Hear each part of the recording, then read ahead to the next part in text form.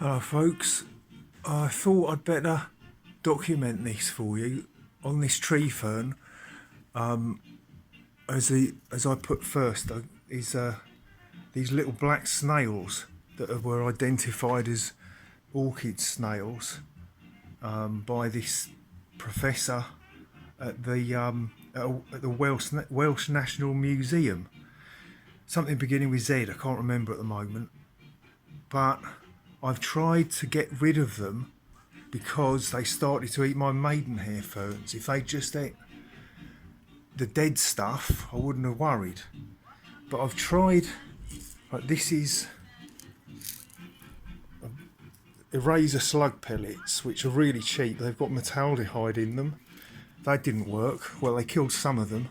And these are organic ones that have got iron phosphate in them, so obviously I'd rather use them. But the professor at the Welsh Museum told me that these snails don't eat slug pellets, so there's only one thing for it.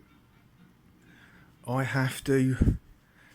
got a couple of bottles of liquid metaldehyde, which you can't buy anymore.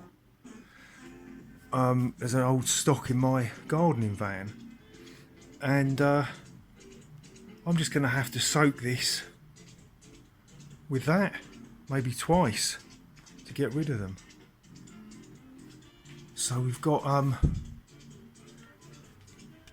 right, there's the little spalling platyceriums there that have been slowly coping with this, and there's some as well.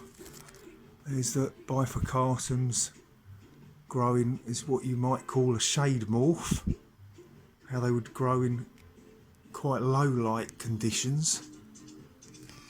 So that's the biggest one, that gets more light. It's growing a lovely new shield.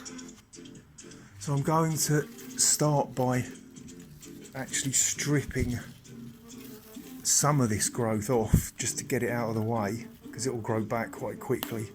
This is Scindapsus pictus. It's a cultivar, can't remember the name offhand.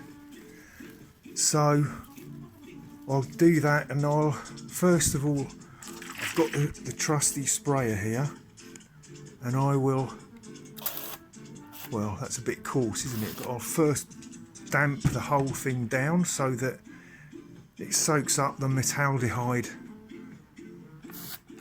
more easily. So I'll go all over it with this. And I've got